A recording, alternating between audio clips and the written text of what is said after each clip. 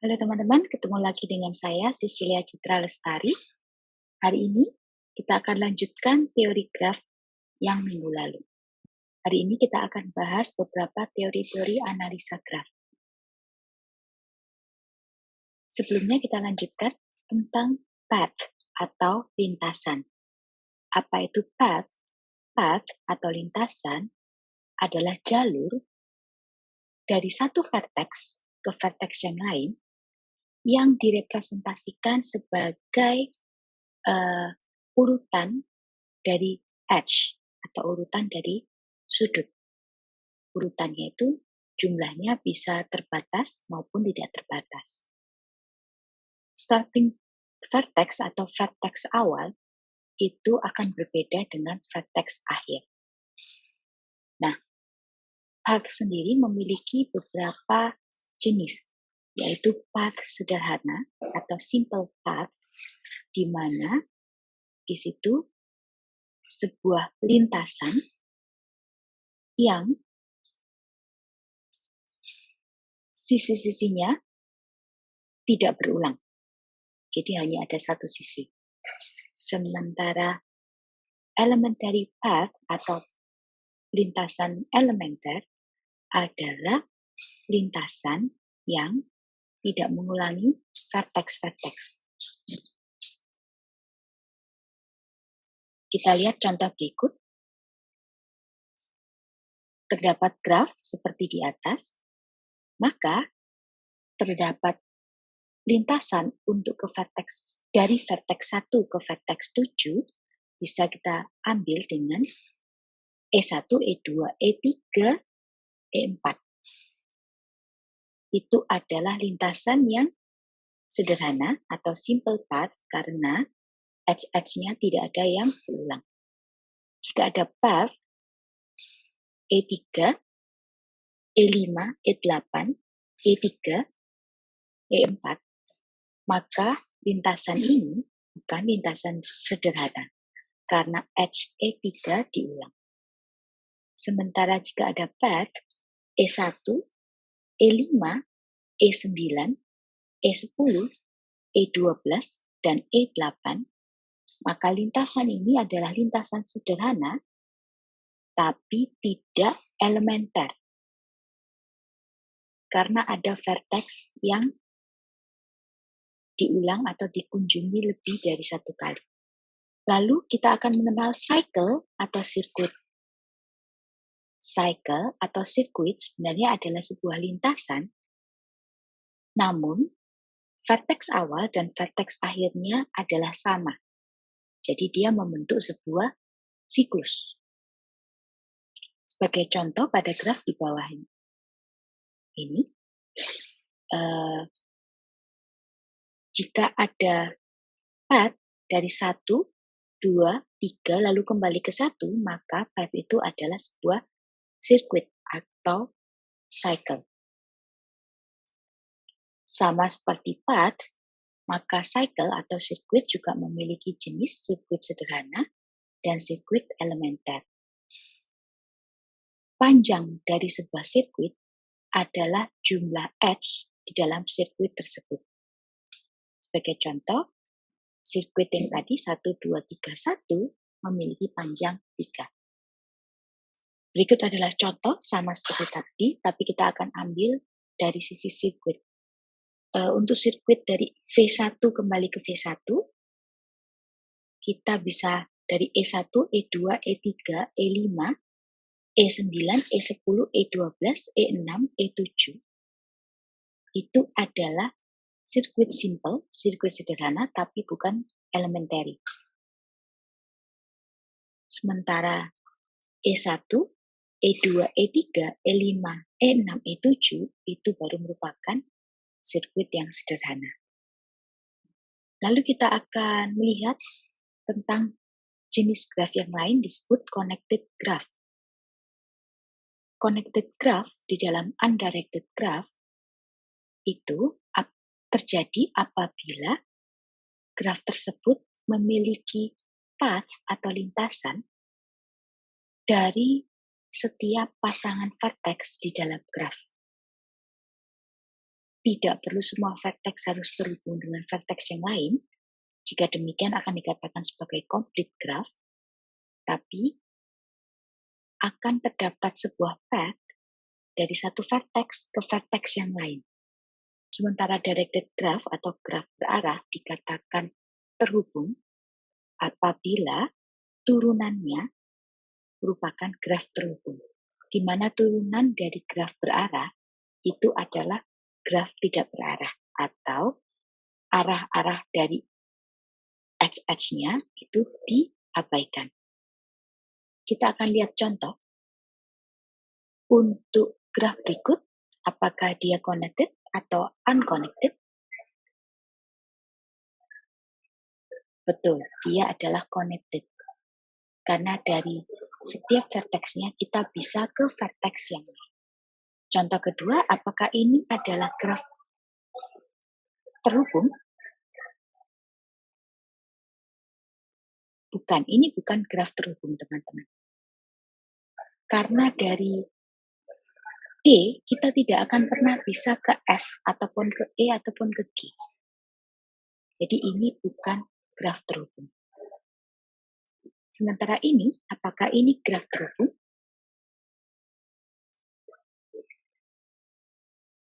Dari D, apakah kita bisa ke A? Jika kita lihat secara graf ini, maka dia dari D tidak bisa ke A. Tapi ingat tadi definisi dari connected graph untuk directed graph itu kita lihat turunannya. Yaitu apabila kita abaikan arah dari edge-edge-nya. Sehingga kalau kita abaikan arahnya, maka kita bisa memiliki path atau lintasan dari D ke A. Atau dari C ke A. Maka graf ini termasuk connected. Nah, untuk connected graph, ketika terdapat sebuah graf yang tidak terhubung, seperti contoh gambar di bawah, maka sebenarnya kita bisa membagi-bagi graf tersebut menjadi beberapa komponen yang merupakan graf terhubung. Seperti contoh di bawah ini, maka graf ini bisa dijadikan 4 komponen, di mana komponen pertama itu adalah vertex 1, 2, 3, 4, 5, 6. Komponen kedua adalah vertex 7, 8, 9, 10. Komponen ketiga adalah vertex 11, 12. Dan komponen keempat adalah vertex 13.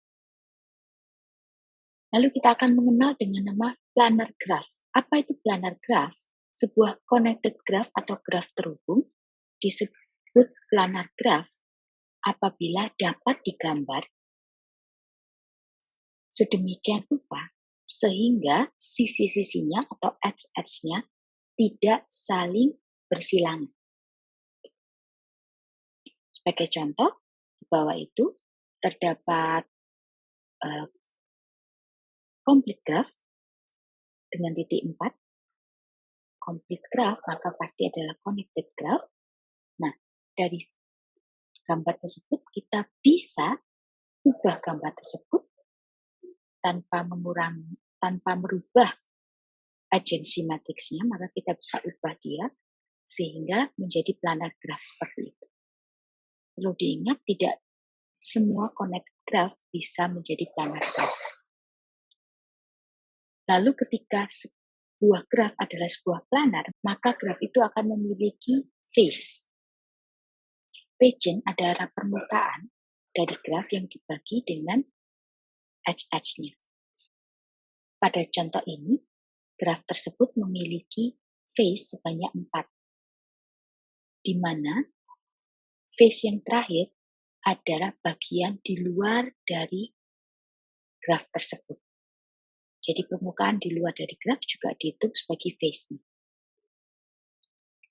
Sekarang kita akan masuk ke dalam analisa graf. Analisa pertama yaitu shortest path atau lintasan terpendek. Lintasan terpendek adalah sebuah problem atau permasalahan untuk mencari tentu saja lintasan terpendek atau dikatakan biaya terminimum antara dua vertex. Sebagai contoh, gambar di bawah ini, apakah shortest path dari S ke T? Caranya tentu bisa bermacam-macam. Cara yang paling mudah adalah tentu saja kita akan mencoba berbagai macam path yang memungkinkan dari S ke T, sambil kita hitung biayanya, lalu kita bandingkan mana yang paling kecil. Seperti ini.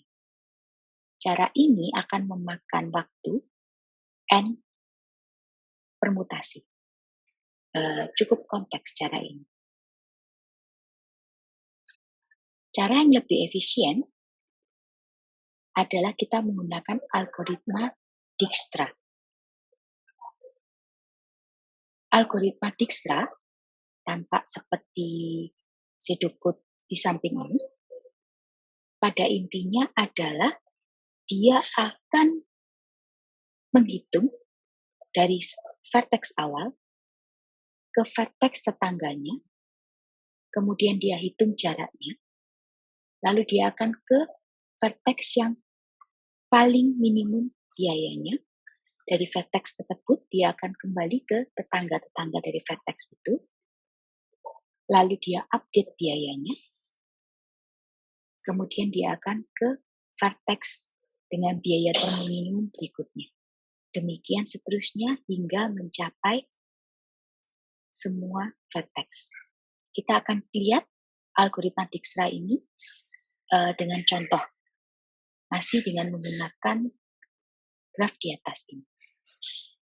Di awal algoritma, kita akan dari vertex awal yaitu S. S akan memiliki berat 0, sementara berat dari vertex-vertex lain adalah infinity. Kemudian kita akan menghitung berat dari semua tetangga dari vertex awal.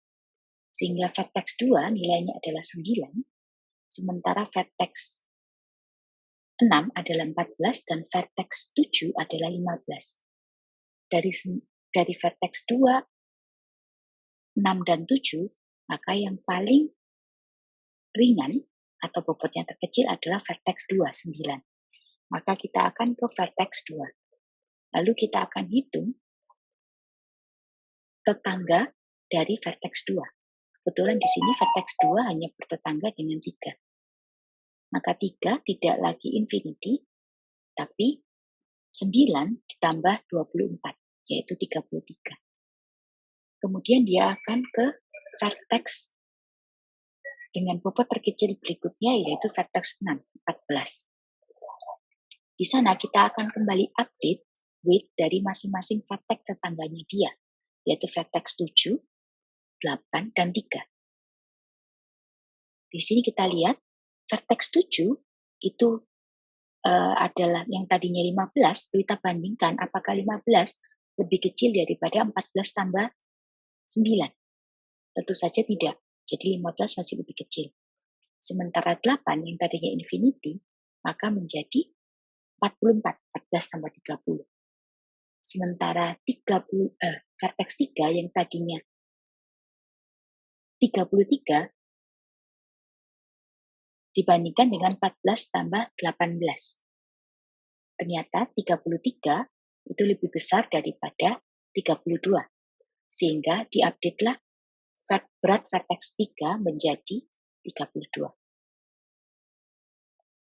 Nah, setelah itu dia akan melanjutkan ke vertex teringan berikutnya, yaitu vertex 7.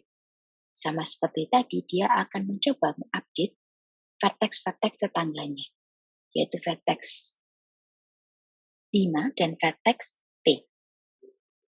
Vertex 5 tadi 44, kita akan coba update dengan 15 ditambah 20, 35.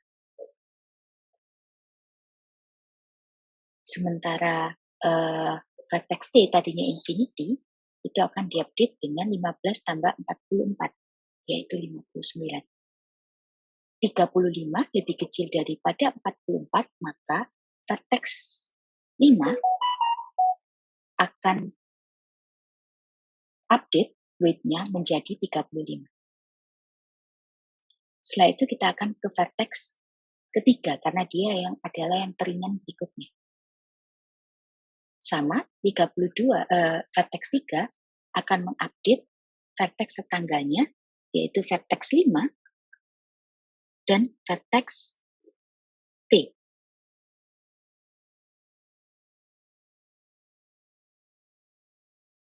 Di sini kita lihat 32 tambah 2 adalah 34. Sementara 32 tambah 19 adalah 51. Dua-duanya itu lebih kecil daripada weight sebelumnya, maka dua-duanya akan diupdate. Maka vertex 5 sekarang weight-nya menjadi 34, sementara vertex T menjadi 51. Dari 32 kita akan ke 34, di mana kita akan kembali mengupdate vertex-vertex tetangganya dia. Karena ini directed, maka akan ke vertex yang memang diarahkan. Jadi ke vertex 4. Di mana sekarang vertex 4 adalah 34 tambah 11, yaitu 45. Dan dia mencoba ke T. 34 tambah 16 adalah 50. Tadi awalnya adalah 51, jadi 50 lebih kecil daripada 51. Maka vertex T diupdate menjadi 50. Lalu tentu saja kita ke vertex 4, yaitu 45. Kita akan coba update vertex 3, 45 tambah 6, itu ada 51, tapi karena vertex 3 hanyalah 32, maka tidak perlu diupdate. Lalu mencoba untuk vertex T, 45 tambah 6, itu adalah 51, tapi 51 lebih besar dari 50, maka tidak diupdate. Sehingga terakhir kita akan ke vertex T, dari vertex T tidak mengarah kemana-mana, maka algoritmanya selesai. Maka jalur terpendek atau lintasan terpendek dari S ke T adalah S, 6, 3, 5, T.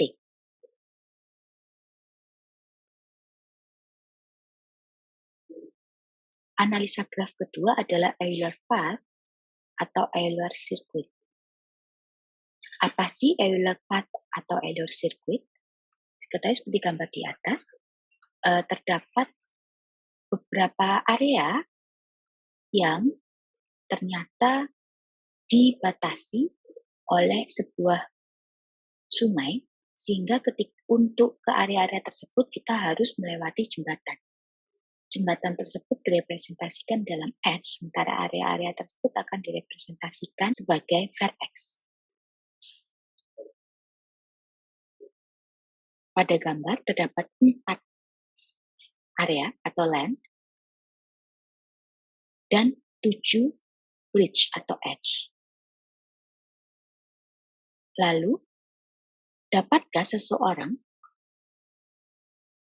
melewati ke semua 7 bridge tadi exactly once, satu kali saja, dan dari titik manapun dan kembali ke titik tersebut? Itu adalah problematika dari Euler. Lalu bagaimana solusinya? Sebelumnya kita akan lihat dulu properties dari Euler path dan Euler circuit. Terdapat 2 teorema. Teorema pertama mengatakan sebuah graf tidak berarah dapat memiliki Euler path jika dan hanya jika dia adalah connected graph atau graf terhubung dan dia memiliki 0 atau 2 vertex yang berderajat ganjil. Sementara teorema kedua mengatakan sebuah graf berarah itu bisa memiliki Euler circuit jika dan hanya jika dia adalah graf terhubung dan setiap vertexnya memiliki in degree yang sama dengan out degree. Lalu terdapat formula Euler, di mana sebuah graf dikatakan memiliki Euler path atau Euler circuit jika jumlah vertexnya dikurangi jumlah edge-nya ditambah jumlah face-nya itu sama dengan 2. Dengan kata lain, jika dan hanya jika graf tersebut adalah planar graf, karena hanya sebuah planar graf yang dapat memiliki face. Kita lihat contoh berikut. Dari 3 contoh di atas graf ini, manakah yang mempunyai Euler path atau Euler circuit? Semuanya terkoneksi grafnya, maka kita perlu cek manakah yang bisa menjadi planar graf terlebih dahulu. Kita bisa menggunakan teorema 1 karena ini undirected, atau kita bisa menggunakan formula tadi. Kita akan cek apakah dia planar. Nah, ketika kita cek ternyata graf yang tengah itu tidak planar karena masih ada edge yang bersilangan. Maka graf yang tengah itu bukanlah atau tidak memiliki Euler path. Sementara graf kiri dan kanan kita akan cek dengan formula. Graf yang kiri itu memiliki vertexnya 6, edge-nya ada 9, dan face-nya ada 5. Jadi 6 minus 9 tambah 5 itu sama dengan 2. Sementara graf yang kanan, dia memiliki 7 vertex, 13 edge, dan 8 face. Sehingga 7 dikurangi 13 tambah 8 sama dengan 2.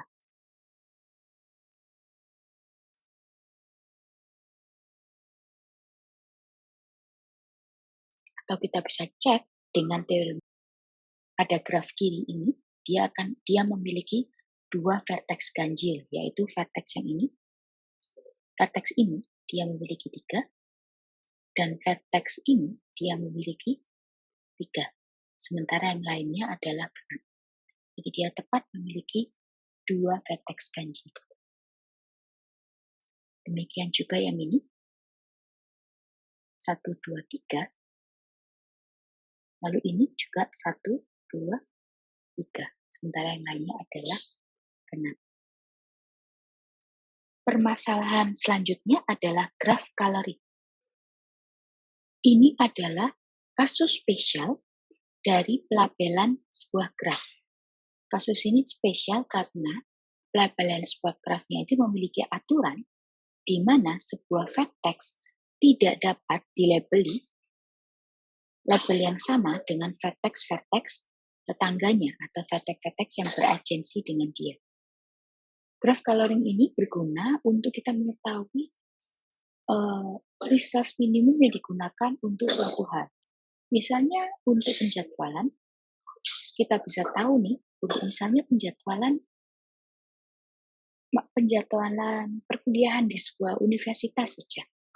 Kita bisa tahu berapa jumlah kelas yang dibutuhkan atau berapa jumlah dosen yang dibutuhkan. Seperti itu. Algoritma yang digunakan untuk graph coloring itu menggunakan prinsip greedy. Algoritmanya sebagai berikut. Pertama, warnai dulu vertex pertama dengan warna apapun. Lalu untuk vertex selanjutnya, lakukan hal berikut. 1. Cek semua vertex VC yang bertetanggaan dengan vertex VI, yaitu vertex berikutnya. Jika vertex VC itu sudah diwarnai, maka tandai warna VJ itu tidak dapat digunakan. Setelah saya mengecek semua vertex tetangga dari VI, maka kita cek apakah ada warna yang masih bisa digunakan dari daftar warna. Jika tidak ada, maka tambahkan warna baru. Jika ada, maka pakailah warna tersebut. Mari kita akan coba contoh graph coloring dari graph 4 vertex ini.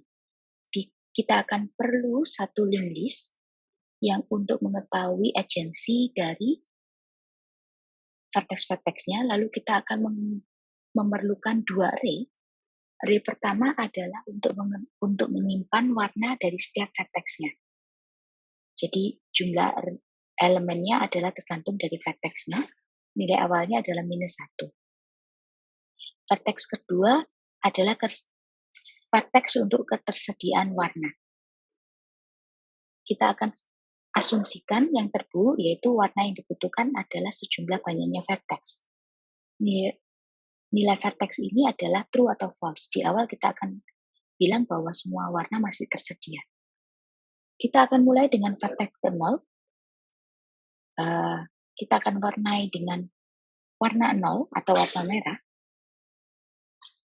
Lalu kita akan ganti, berarti vertex ke 0 warnanya tidak lagi -1 tapi 0.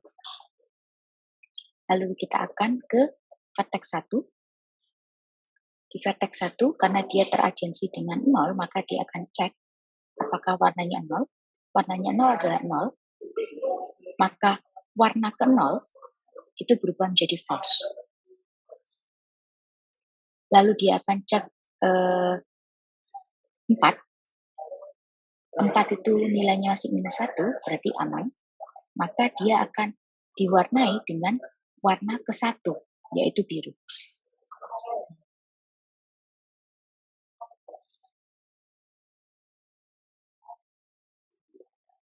Oke, lalu kita akan ke vertex kedua. Di vertex kedua, lagi-lagi kita lihat dia terhubung dengan 0. Maka 0 itu warnanya sudah merah, maka warna merah, false.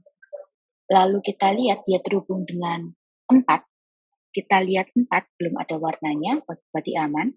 Jadi dia bisa diwarnai dengan warnanya setelah warna ke 0. Next-nya, yaitu 1. Dia akan kembali diwarnai dengan biru.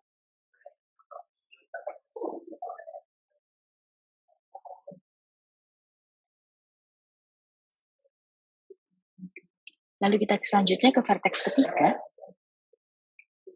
Sama, kita akan cek dia terhubung dengan 0 dan 4. Maka kita cek 0, ada warnanya. Ada warnanya, 0, maka dia false. Lalu dia cek vertex keempat, tidak ada warnanya, aman berarti. Maka kita akan cek warna yang available berikutnya adalah 1 atau biru, maka 3 juga akan diwarnai dengan biru. Selanjutnya adalah 4. 4 itu terhubung dengan 1, 2, 3, maka kita cek warna ke-1 itu adalah warna vertex pertama itu adalah biru atau indeksnya 1, maka dia false. Warna vertex kedua ternyata juga biru, maka dia false. Warna ketiga dia adalah biru, maka dia adalah false. Maka dia justru diwarnai dengan warna ke-0, karena warna ke-0 masih true. Jadi diambilkan warna dengan indeks terkecil yang masih true.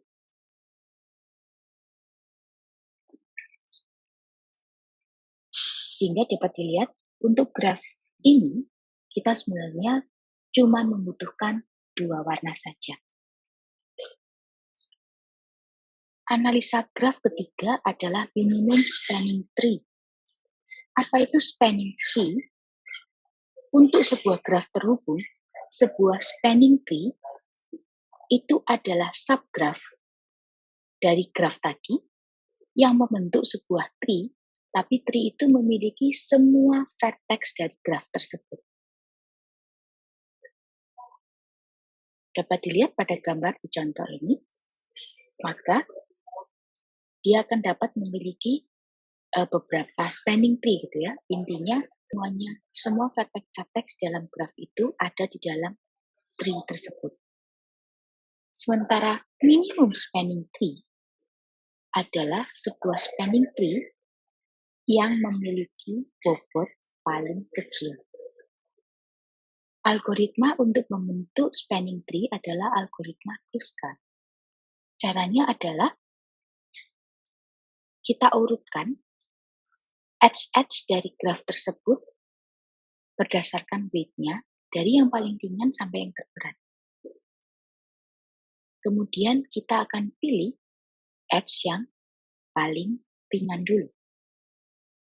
Lalu kita cek apakah edge tersebut akan membuat spanning tree yang sudah terbentuk itu menjadi cycling.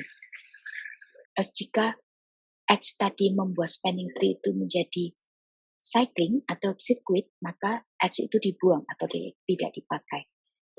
Tapi jika tidak, maka dia bisa dipakai. Demikian seterusnya hingga spanning tree-nya memiliki V-1 edge. Sehingga kalau vertex-nya ada 5, akan memiliki 4 edge. Kruskal ini juga termasuk algoritma bertipe greedy, teman-teman. Kita akan coba Kruskal dengan graf berikut. Pertama kita akan sort edge-edge-nya berdasarkan weight-nya, sedemikian rupa seperti tabel di sampingnya. Lalu kita akan mulai. Dapat vertex-nya adalah 9, maka kita akan mencari hingga edge-nya adalah 8. Kita awali dengan edge paling kecil, yaitu edge dari 7 ke 6. Karena belum ada spanning tree, maka pasti diambil. Lalu dilanjutkan dengan edge 8 ke 2, masih tidak membentuk cycling. Maka dilanjutkan dengan edge 65, masih tidak membentuk cycling. Sudah ada 3 edge ya. Lalu edge 01, 4 edge masih tidak membentuk cycling. Lalu edge 25, kita lihat tidak membentuk cycling, kita lanjutkan. Lalu edge 86. Tapi edge 86 ini dia membentuk siklus atau cycling, maka tidak digunakan. Kita lanjutkan dengan edge 23. Tidak membentuk siklus, maka kita lanjutkan dengan edge 78. Tapi dia membentuk siklus, 78, dia akan membentuk siklus, maka tidak digunakan. Maka edge 07, lalu edge 12, dia akan membentuk siklus, tidak digunakan. Edge 34. Nah, karena edge-nya sudah 8, sementara vertex-nya 9, maka algoritmanya akan selesai.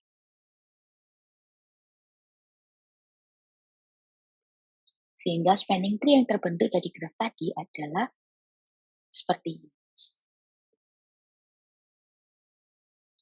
Analisa berikutnya adalah Hamiltonian cycle atau circuit, di mana Hamiltonian cycle ini adalah sebuah sirkuit atau siklus yang memastikan bahwa semua vertex di dalam graf tersebut akan dilalui exactly once atau pasti satu kali. Pastinya karena membutuhkan semua vertex dilalui, grafnya pertama kali harus graf terhubung ya teman-teman. Kalau grafnya sudah tidak terhubung, pastinya dia tidak akan bisa mempunyai Hamiltonian cycle ini. Jadi syarat pertama, grafnya pasti harus terhubung. Tapi lagi-lagi tidak semua graf terhubung memiliki Hamiltonian cycle. Maka kita perlu cari apakah sebuah graf terhubung itu memiliki Hamiltonian cycle atau tidak. Ada banyak cara teman-teman untuk mencarinya, karena ini adalah termasuk problematika yang non-linear, gitu ya. Sehingga caranya macam-macam. Ini adalah cara yang paling naif, yaitu dicek satu-satu, di mana itu akan memakan waktu sangat lama. Cara kedua adalah backtracking, teman-teman. Di mana cara kedua ini kita akan menggunakan rekursif. Caranya sebenarnya cukup simpel, dan rekursifnya itu memang akan menggunakan looping, tapi sebenarnya loopingnya itu tidak dipakai. Loopingnya itu hanya terjadi kalau ternyata dia gagal pada pencarian siklus pertama. Caranya adalah untuk backtracking ini, kita akan membuat sebuah empty path dulu, empty path of array, jadi sebuah array namanya path kosong. Lalu kita akan masukkan vertex ke 0 di dalam path itu. Sebenarnya vertex 0 adalah vertex awal, ya. Lalu kita akan tambahkan masing-masing vertex berikutnya. Tapi kemudian sebelum kita tambahkan, kita cek apakah dia ada hubungannya dengan vertex sebelumnya. Oke, jika tidak ada, maka tidak bisa pastinya. Atau apakah dia sudah ada di dalam array tadi. Kalau sudah ada, maka tidak bisa. Nah, jika bisa dimasukkan, maka dimasukkan. Kemudian kita akan ke vertex berikutnya. Nah, ke vertex berikutnya itu akan menggunakan rekursif. Implementasinya adalah sebagai berikut. Ini implementasi dalam Java. Jadi, seperti berikut. Path-nya awalnya kosong semua, dikasih -1, tapi kemudian kita masukkan path ke indeks pertama, itu adalah 0. Lalu kemudian kita mulai panggil untuk melakukan Hamiltonian cycle ini. Gitu ya, dengan grafnya tentu saja, lalu path-nya, lalu dimulai dengan vertex berikutnya, yaitu 1. Nah, ini dia berarti memanggil ini. Di sini kita cek apakah if ini adalah base case, yaitu kasus dasar, apakah pos sama dengan V. V itu adalah jumlah vertex. Pos ini adalah vertex yang sedang akan mau dimasukkan ke dalam path, dalam array path. Jika iya, maka dicek dulu apakah si vertex tadi terkoneksi dengan vertex yang paling awal. Karena berarti kan sudah selesai nih, sudah semua, gitu ya, vertexnya sudah semua. Terus dicek apakah vertex ini yang terakhir ini itu punya sambungan dengan vertex awal. Jika iya, maka dia akan membentuk cycle, maka return true. Sementara jika tidak, maka return false. Jika tidak memenuhi ini, jadi belum masuk ke kasus dasar ini atau vertexnya belum semua, maka dia masuk ke dalam looping ini. Di looping ini kita akan selalu mulai dari 1 hingga jumlah vertex. Lalu kita cek dulu apakah si tadi V ini, apakah V ini adalah safe, artinya apakah dia punya koneksi dengan vertex sebelumnya di dalam path, atau apakah dia juga belum ada di dalam path. Jika dia belum ada di dalam path, maka dia akan masuk ke dalam if ini, di mana dia akan dimasukkan ke dalam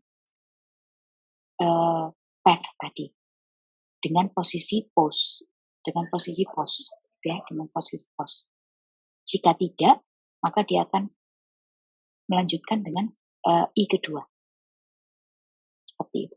Sehingga jika ternyata dia sudah ada dalam path, atau jika dia tidak ada koneksinya dengan vertex sebelumnya, maka dia tidak perlu dimasukkan. Nah, kita kembali ke dalam ketika ini true. Setelah dimasukkan, maka kita akan panggil si hem cycle util ini kembali dengan path yang sudah diupdate. Ini kan pathnya sudah diupdate, dan juga postnya ditambah 1. Jadi postnya next index selanjutnya dari path ini. Post ini nanti fungsinya untuk ini, menaruh V ke indeks selanjutnya ini tadi. Jadi dia dipanggil lagi dengan post yang bertambah dan path yang sudah diupdate. Hingga kapan? Tentu saja hingga rekursif ini. Oke. Ini adalah fungsi isSave yang tadi saya sudah katakan, di mana dia akan mencari tahu apakah si V dengan vertex yang paling terakhir di dalam path itu ada koneksinya apa enggak. Jika tidak ada koneksinya, maka dia return false, berarti dia nggak safe atau nggak bisa dimasukkan ke dalam post tadi. Jika ternyata ada koneksinya, dia akan cek ulang. Dia akan cek apakah V tadi sudah ada di dalam path. Jika sudah ada, maka dia tidak perlu dimasukkan, berarti tidak safe, false. Jika tidak ada, maka dia true, berarti bisa dimasukkan, seperti itu. Kita akan coba dengan ini ya, dengan graf ini.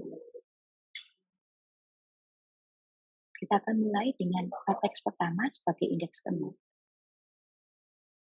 Oke, sehingga hem cycle util pertama kali dipanggil, itu dia dengan parameter path adalah 0, minus 1, minus 1, minus 1. Jadi, vertex pertama ini, dia adalah 0, vertex kedua ini adalah 1, vertex ketiga ini adalah 2, vertex 4 ini adalah 3. Untuk hem cycle util dipanggil pertama, path yang diberikan ke dia itu berisi 0, minus 1, minus 1, minus 1. Lalu post pastinya adalah 1. Jadi next-nya dia mau ngisi yang indeks ke berikutnya dari 0. T, dia akan masuk ke looping ya. For V sama dengan 1 tadi. Lalu dicek apakah safe. Jadi dicek ini, 1 ini, vertex kedua ini apakah dia terkoneksi dengan vertex ke-0 atau 1? Iya, terkoneksi kan. Lalu apakah 1 itu sudah ada di dalam path? Belum ada, karena isinya path baru 0, minus 1, minus 1, minus 1. Berarti dia safe. Karena dia safe, maka dia akan mengupdate isi dari path posisi kedua jadi 1. Sehingga isi path sekarang 0, 1, minus 1, minus 1. Lalu setelah itu, dia akan memanggil rekursif lagi hem cycle util dengan post plus 1 jadi 2. Maka kita akan panggil hem cycle util untuk yang kedua kalinya dengan path-nya sudah berubah tentu saja menjadi 0, 1, minus 1, minus 1. Postnya ditambah 1, yaitu sama dengan 2. Karena postnya masih 2, belum sama dengan vertex, maka kita akan ke looping.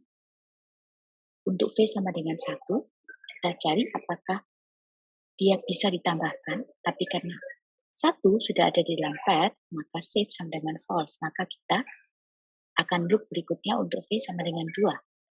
V sama dengan 2, itu dia ada koneksinya dengan indeks ke-0, ya, dengan vertex 0, dan dia belum ada di path, maka true. Maka path posisi kedua itu isinya adalah 2, K0, 1, 2, minus 1. Lalu dia akan memanggil hem cycle util kembali, ya ini sekarang berarti ke hem cycle util ketiga, dengan isi path yaitu 0, 1, 2, minus 1, postnya tadi 2 tambah 1 yaitu 3, masih 3 masih bukan sama dengan 4, maka kita perlu untuk V sama dengan 1 karena sudah ada di pad, dia maka false. V sama dengan 2, maka dia sudah ada di pad juga, maka dia false juga. V sama dengan 3, dia ada koneksinya dengan vertex pertama, dan dia belum ada di pad, maka true, sehingga V3 dimasukkan ke pad dengan posisi ketiga, sehingga isi pad ada 0, 1, 2, 3. Lalu dia memanggil lagi hem cycle util.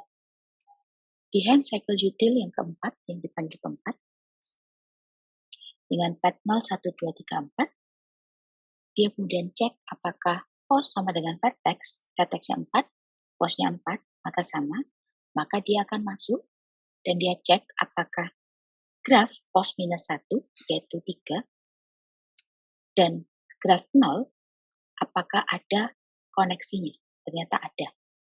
Sama dengan 1, iya. Maka hem cycle 4 itu akan kembali menjadi true. Akan return, jadi dia tidak masuk ke dalam looping, tapi dia masuk ke dalam kasus dasar, dan dia akan kembali selesai dengan mengembalikan nilai true. Karena hem cycle 4 ini true, maka hem cycle 3 juga true. Maka hem cycle 2 juga true. Dan hem cycle 1 juga true. Prinsipnya adalah true, teman-teman. Sehingga for yang di setelah-setelahnya itu tidak perlu dilanjutkan karena dia sudah keluar dari fungsi itu tadi. Lalu apa sih gunanya Hamiltonian cycle tadi sebenarnya? Sebenarnya Hamiltonian cycle tadi digunakan untuk problem yang sangat dikenal dengan traveling salesman problem. Ada seorang salesman yang harus mendatangi beberapa kota, gitu ya. Nah, karena dia seorang salesman, dia pastinya ingin perjalanan dinasnya itu seirit mungkin, sehingga dia ingin mendatangi semua kota tepat satu kali, karena kalau 2 kali pasti berarti tidak hemat, gitu ya. Tapi juga dengan biaya terminimum dan kembali ke kota asalnya. Jadi kalau dia misalnya dari Surabaya, dia harus pergi ke Jakarta, Bali, Makassar, Manado, Balikpapan, Samarinda, dia harus kembali juga ke Surabaya. Semua itu harus didatangi cuma satu kali dan dengan biaya seminimum mungkin. Itu adalah traveling salesman problem. Dan itu adalah problem yang paling banyak terjadi di kehidupan sehari-hari kita tentu aja. Nah, problem ini, TSP, traveling salesman problem, itu bisa diselesaikan jika kita memastikan bahwa graf kita itu adalah sebuah graf yang memiliki Hamiltonian cycle. Itu dulu. Jika dia memiliki Hamiltonian cycle, baru kita bisa menghitung biayanya.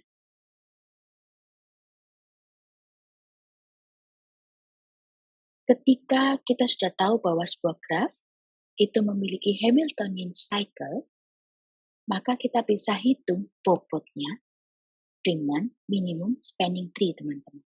Ketika kita sudah memastikan bahwa graf tadi adalah memiliki Hamiltonian cycle, memiliki satu atau beberapa Hamiltonian cycle, maka kita bisa melakukan perhitungan biayanya dengan minimum spanning tree.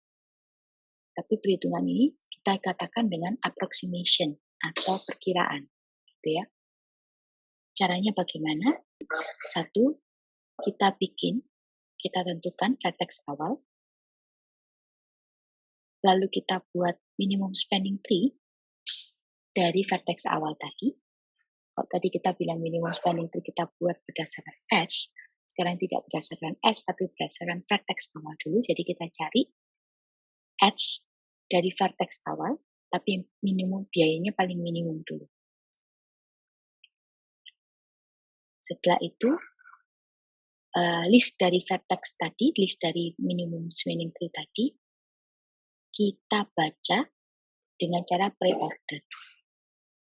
Nah, di sana kita akan bertemu, kita akan menemukan biayanya.